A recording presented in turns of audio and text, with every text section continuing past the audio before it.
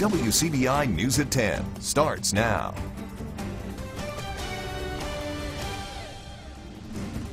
Thanks for joining us tonight at 10. There's a new number 2 man in the Mississippi Senate. Courtney Jackson was there for the vote and has details on the change in leadership.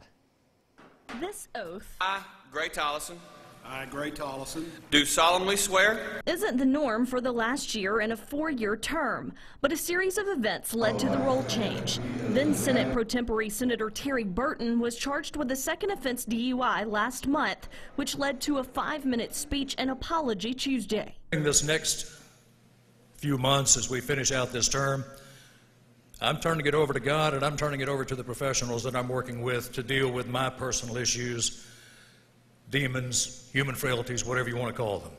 Senator Gray Tollison is currently in his 6th and final term as a lawmaker. the fact that I am not running for re-election, I will have plenty of time to dedicate to this office and will not be preoccupied with the re-election campaign. So I thought it made sense. And, you know, the members and the lieutenant governor thought the same way, and I greatly appreciate that. Tollison's time in the legislature has allowed him to create alliances on both sides of the aisle.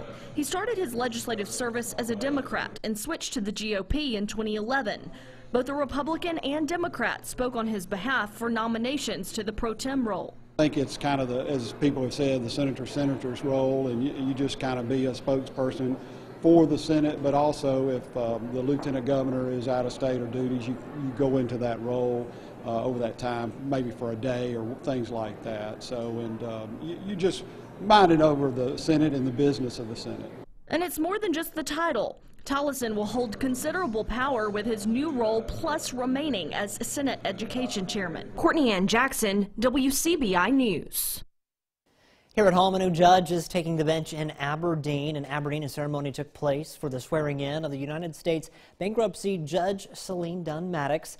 Celine Dunn Maddox was sworn into federal bankruptcy court this afternoon. Maddox was appointed by the Court of Appeals for the 8th Circuit last October. She has been serving as a Chapter 7 bankruptcy panel trustee since 2004. Maddox welcomes the chance to make an impact. I'm so grateful. I'm humbled. This has been a dream of mine for a long time. I loved my law practice. I loved my clients. And I'm just glad to be in another position where I can help people and help entities and help do what's right. Prior to her appointment, Judge Maddox practiced law in Tupelo. Time now to toss things over to meteorologist Jacob Dickey with a first look at our Friday forecast. Hey, Jacob. Hey, Scott, we've got some showers moving on in. Winona right now showing 46 and some showers. Other spots seeing clouds and still a little bit of clear sky in some spots as those temperatures generally hang out in the 40s. Off to our north, lots of snow causing problems for areas in St. Louis and parts of the Midwest. We're in the side of things where we get the rain. Go figure this time of year. Some showers are moving into the area right now, seeing a couple of isolated spots in the western half of our viewing area from Eupora to Bruce Calhoun City and up towards Ecru. Showers will continue tonight. We're heading for the upper 30s and low 40s. More rain on the way tomorrow. Those details in just a bit. New tonight at 10, 5 people, including 3 children, escaped serious injury after a scary crash along Highway 69. The scene here, an overturned Jeep and another smashed SUV. It slowed down traffic along the roadway in front of First Colony. The crash happened around 4 o'clock this evening. Witnesses on scene say that a car made a sudden turn into First Colony, prompting other cars to then slam on their brakes. Witnesses say the Jeep swerved to miss the other cars, causing it to overturn. Everyone was treated on scene. MHP is investigating the cause of that crash. Drug agents say a Nettleton man was peddling flowers and drugs. 76-year-old John Hall is charged with the felony sale of a prescription opioid and felony possession with intent to sell a prescription muscle relaxer. He also faces a misdemeanor practicing medicine without a license charge. The Mississippi Bureau of Narcotics says the retired pharmacist was running an illegal pharmacy inside the shop, the Flower Garden on Young Avenue. Hall could face more charges. Multiple federal, state, and local agencies assisted in that investigation. A dark parking lot near Jackson and 2 young men with what appear to be handguns. It could have been a violent encounter, but a veteran officer makes the right call and sticks a couple of tough interrogators on the suspects. Margaret Ann Carter has more. Looks just like a real gun. And when you're in a parking lot, 5:30, sun's going down, and you thought you'd seen a gun in somebody's hand earlier, and you pull up on them, and they pull this out and make a sweeping motion with it and point it at you, that's a threat. A threat that, had it been another officer, could have been met with deadly force. Instead, the officer in this case did not open fire. He handcuffed the boys and called their parents who were visibly shaken and angry with the teens. And while these boys don't understand the harsh punishment, Chief John Neal does. They don't understand how bad this could have happened. My God, a BB gun. And they don't understand life. They don't understand 17 years old. It's a potentially dangerous situation happening more and more often. Just $35 or $40 will buy you a realistic BB gun from Walmart, but could cost you your life. And a reasonable person would have probably shot this 16-year-old. So the courts, that's fine. That's fine, but we lose a 16-year-old for no reason. And we lose a good veteran police officer for no good reason. He's got to go through all the court battles. He has to fight all the mental battles. Has to fight public perception. A vicious cycle he's urging parents to help break. And my prayer is that that moment will be the moment for the rest of his life. And he understands it, and he wakes up every morning realizing how thankful he is that he's got a granddaddy like that and a mama that care enough to snatch a knife in. But the police can't do it. We can't. Words coming from that officer there. In other news, hearing you've been diagnosed with cancer can be devastating. Unfortunately, cancer is one of the leading causes of death in the Magnolia State. The State Department of Health reports nearly 20,000 people died from cancer from 2011 to 2015. Our Quentin Smith learns more about these numbers and what the experts say you can do to improve your odds. As a registered nurse and cancer navigator at Baptist Memorial Hospital, Mary Rush often deals with people who've been diagnosed with cancer. We're here with them every step of the way from the beginning where they receive the news. We offer support services to help them not only with the medical aspect of cancer care, but also the spiritual and emotional aspect of what cancer diagnosis means to that person and the rest of their family. According to the Mississippi State Department of Health, from 2011 to 2015, more than 17,000 Mississippians died from some form of cancer.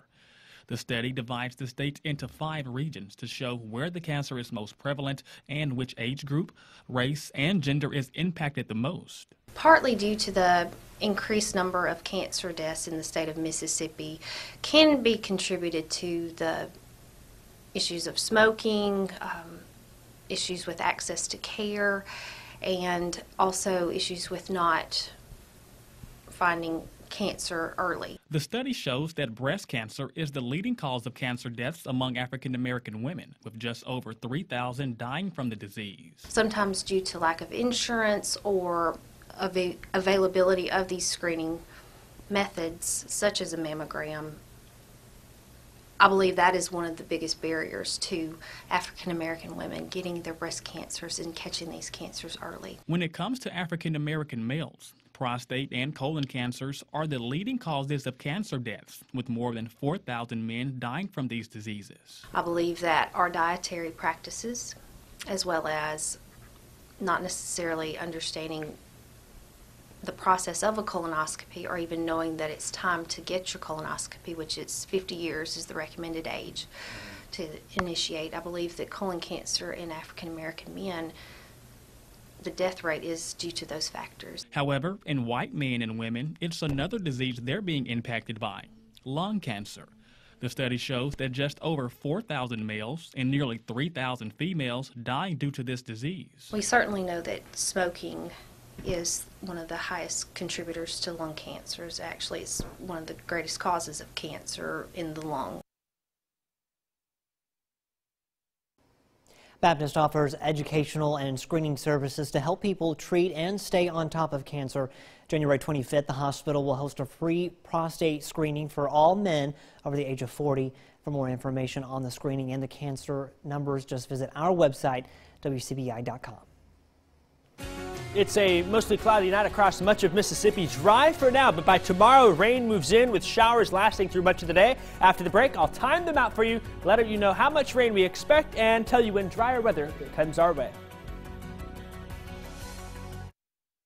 WCBI First Alert AccuWeather forecast with meteorologist Jacob Dickey.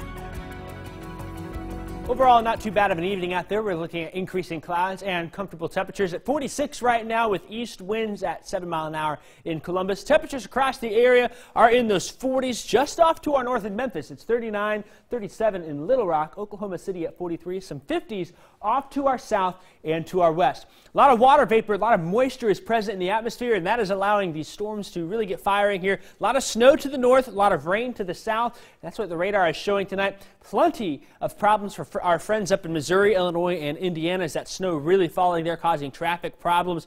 We here are on the warmer side of things and are going to stay that way. Continue to see some showers right now moving through the area, but the heavier rain that will be heading our way is off to our west. That'll come in by tomorrow morning. Here's where some of those light rain showers are moving through right now. Just a few spotty showers from Montgomery County, Webster County, up north through Calhoun County. Some showers now moving through Ecru and New Albany towards the Blue Springs exit, also towards Boonville, Corinth, and far north Tishomingo County. Temperatures tonight will fall into the upper 30s for many of us. I've got 38 in Columbus, 39 in Amory and in Eupora, 41 in Winona. Expect some isolated showers all night long. For the most part, though, many of us stay dry until Saturday. That's when the rain really gets going. I think in the morning through the afternoon, seeing an all-day rain event with on-again, off-again showers and keeping the clouds in place. Temperatures, though, heading to the 50s for many of us. Some will be warmer the further south and west you are. The closer to Jackson, the warmer you'll be. 60 in Carthage, 53 in the Golden Triangle, 55 in Monona. West Alabama, low 50s, 50 in Fayette, 51 in Vernon, 50 in Solent and in Hamilton, and up towards Tupelo, 50 there, as well as in Fulton, Houston, Pontotoc, 49 in our friends in Boonville, Corinth, and in Ripley. As we look ahead here on Futurecast through the night, looking at a mostly cloudy sky, a few isolated showers I think will pop up, nothing too substantial. It'll wait till Saturday morning during the morning and afternoon hours when that rain really comes down. Will not rule out a rumble of thunder in some spots, but I think this is just a rain event as those showers pull on through. No severe threat from this, just a very wet Saturday for us. Lunchtime, still seeing that rain come on in. Most of the showers will move out of our area by Saturday afternoon, but still through Saturday evening, I think we'll see a few showers under a cloudy sky. Things will start to break up overnight Saturday into Sunday, looking mostly cloudy, maybe a little bit of drizzle to mix in there through Sunday morning before things start to really dry out by Sunday evening. Once this rain comes through, we should see about a ½ inch, if not a little bit more in some spots. Nothing too substantial. River levels are looking fine. Behind it then, dry air is on the way. Boy, that high pressure looking good. That's going to bring us some sunshine back on Monday, Tuesday, and on Wednesday. We're heading for the upper 50s by Thursday. More showers Thursday, Friday into next weekend. A hoops hero uses her ball skills to beat bullying. We go courtside when we come back. Welcome back, everyone. A member of a world-famous basketball team was in Tupelo today teaching elementary students how to take lessons from her team to help their team. Allie Martin was courtside for today's lesson. For this lesson, Harlem Globetrotter Brianna Hoops Green used the word team to help teach an anti-bullying message in a fun and interactive way. It's a program the Globetrotters have for teaming up for schools. It stands for Talk, Empathy, Ask Questions, and Mobilize. Hoops will join her teammates from the Globetrotters on the court at the Bancorp South Arena January 21st, and she also used her time at the school assembly to encourage kids to come to the show.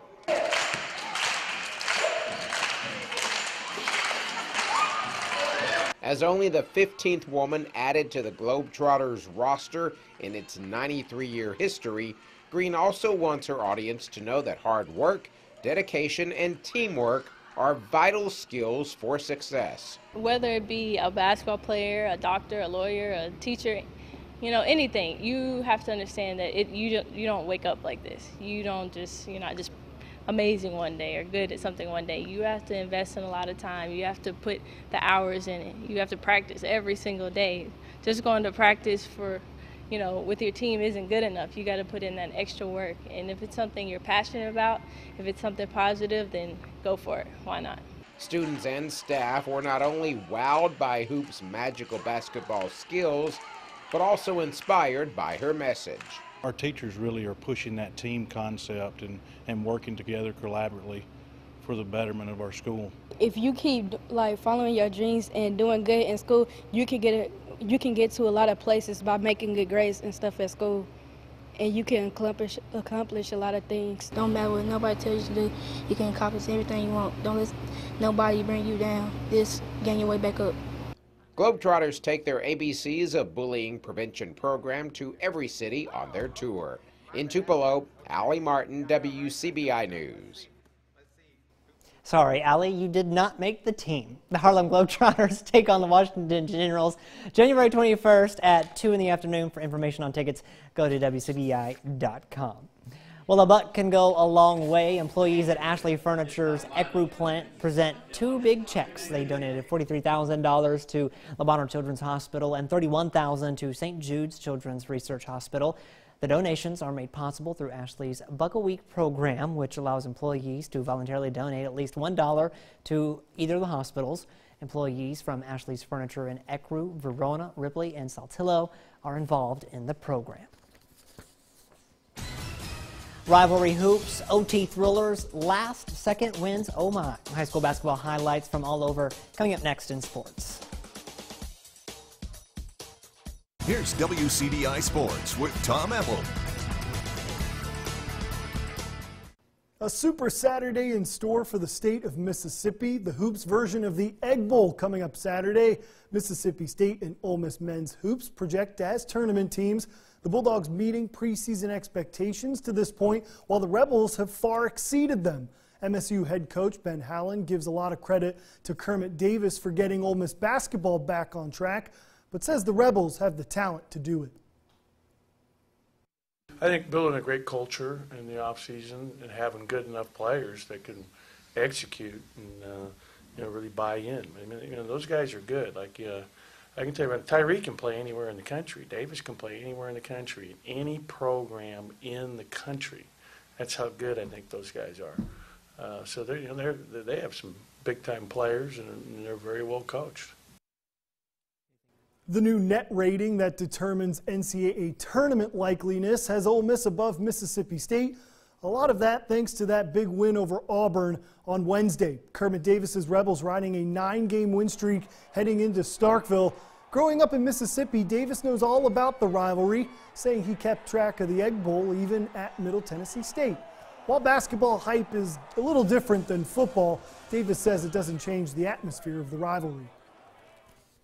It's just not just up to kind of a crescendo to one game, because they're going to come back to Oxford. And then, like I said, there is a chance that you play them, in the SEC tournament in Nashville. But a rivalry game is a rivalry game. And like I said, rivalry games are great when both teams are good. I mean, they're even better when it means more. And this one will mean more just because both, they're nationally ranked. Our team is trying to gain national respect, and it's a big game in the SEC. You can watch the Rebels and the Bulldogs face off inside the Hump at noon. Tip-off is on WCBI. Make sure you tune in then. Rebels have won 4 out of the last 6 in the series. To high school hoops, some rivalry high school hoops. Louisville taking on Knoxville County early on for the Tigers. Zatarius Rice, drive, pull up. Bank is open on a Friday night in Knoxville County. Tigers with the early lead, but here comes Louisville on the fast break. Taquavius Braggs finds Dre Shoemaker. He gets the floater to go.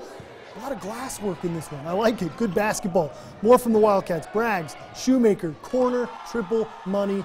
Put the hands in the air, put the threes in the sky. Back comes Knoxville. Rice misses the corner 3, but Eldrick Hopkins right there for the rebound and the putback for 2. Louisville wins in a thriller over Knoxville, 54-51. And on the ladies' side, Louisville, Knoxville, let's run it back. Early on for the Lady Tigers, Adijah Williams, drive. She would miss the three-pointer, but Aaliyah Brandy right there for the putback score, cleans up the mess. Lady Tigers with the early lead, but Louisville would turn it on. Natasha Patty gets the ball inside, finds Kirsten Ball for the score. Nice dish. Good teamwork there. Later on, Ball with the steal. Was ripped there, finds wide open. That's Ariana Hunter for the lay-in for 2. Louisville gets the win 69-17. To Houston for some hoops. Lady Toppers taking on the Lady Feds, starting off hot. Brittany Below, she'll step back behind the arc, drain the triple. It's an early lead there for Houston. Shortly after, Quanah Brownlee with the steal, coast to coast for the bucket. Houston up big. Caledonia trying to answer. Michaela Crowley anticipates the pass, gets the steal. She's going to go coast to coast for the bucket. Houston gets the win 46-11 over Caledonia. But the big one, the boys, this one was a barn burner. Feds, toppers, let's get it rolling. Caledonia prepare for battle. Starting off things, Martin on the backdoor cut, fight off, muscles for the two. That's the way you earn 2 points.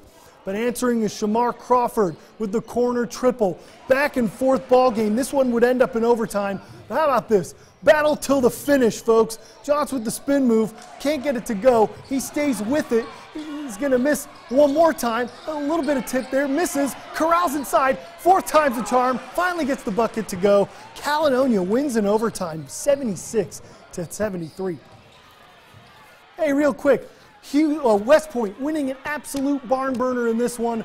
We'll put this on our Twitter account. Go to West Point Athletics at Twitter. It's just a great finish. West Point won with a game-winning steal. It's a great finish. Go to Twitter. That's it for sports. Last Look Forecast is next.